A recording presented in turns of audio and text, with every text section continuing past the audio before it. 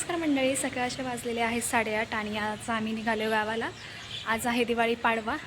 तुम्हा सर्वांना दिवाळी पाडव्याच्या खूप खूप शुभेच्छा. तर चला निघूयात.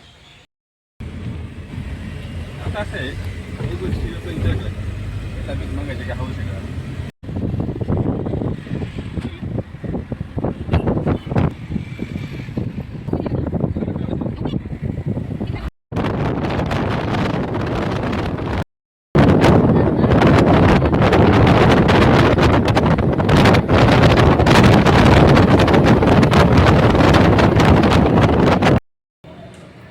इथे ना आम्ही नाश्ता करण्यासाठी थांबलो होतो.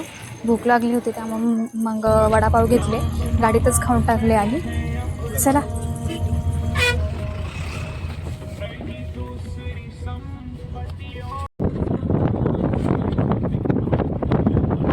आणि आम्हाला आहे ना गावाला जाताना 3 नद्या लागतात, त्यातली ही तिसरी नदी होती. त्यानंतर आम्ही गावात पोहोचलो होतो. तर ही आमची गावातली शाळा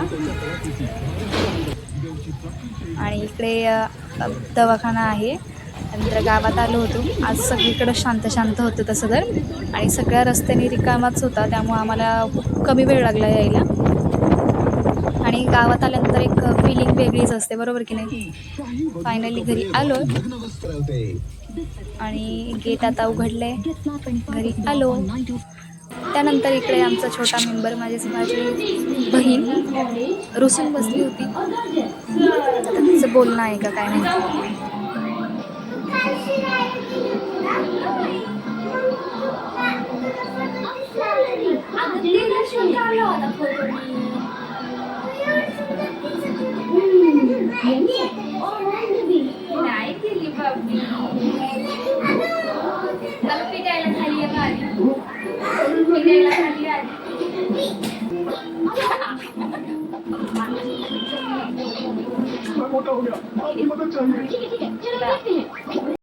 आणि इकडे बाहेर बसलो मग आम्ही, आणि ह्यांची मस्ती चालू झाली होती. आणि खरं तर आहे ना आमच्या घरातली करमणूकच आहे, त्यामुळं आम्हाला तिकडे काय जास्त करमत नाही. ही असली ना घरात म्हणजे कशाची गरजच पडत नाही आम्हाला. दिवसभर यांची बडबड बडबड आणि मस्ती चालूच असती.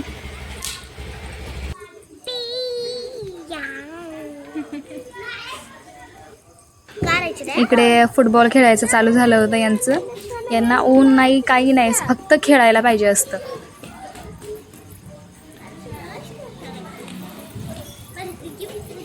आणि आज वातावरण आहे ना, मध्येच ऊन पडायचं, मध्येच आभाळ येत होतं.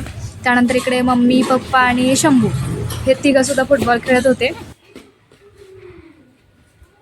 आणि गावाला हीच मजा असते, म्हणजे खेळायला पूर्ण मोकळी जागा राहते, आनंद घेता येतो. तसं सिटीमध्ये जागा खूप कमी असल्यामुळं असं काही करता येत नाही.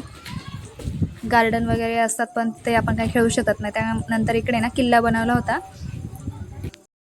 तर मी ना आत्ता टेरेसवरती आली आहे, आणि टेरेसवरती आल्यानंतर आहे ना दृश्य काय एवढं छान दिसतंय ना वरून, तुम्हाला दाखवते मी.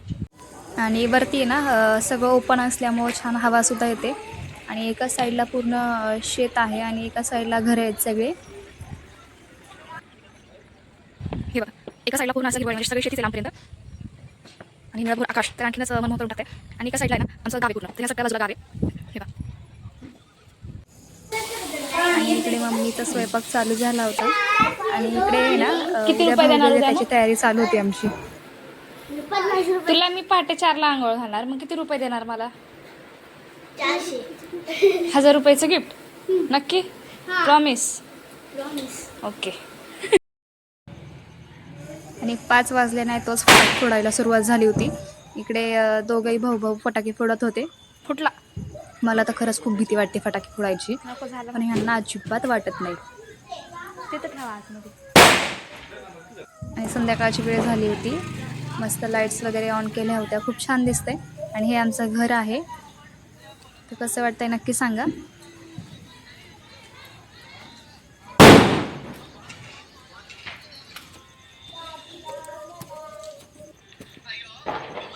इकडे आहे ना जुने घर आहेत आणि पलीकडे नवीन बांधलेलं घर आहे.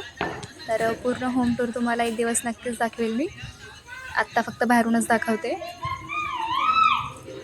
आणि त्यानंतर अंधार पडल्यानंतर आम्ही फक्त फुलबाजे उडवले. ह्यातच खरी मजा असते माहिती आहे. मोठे मोठे फटाके फोडण्यात मजाच नाही आहे जी ह्याच्यामध्ये आहे. आणि मी लहानपणापासून फक्त एवढंच करते आणि पावसाळे. त्यानंतर सानू दादू यांनी पण फुलबाजा वगैरे उडवले.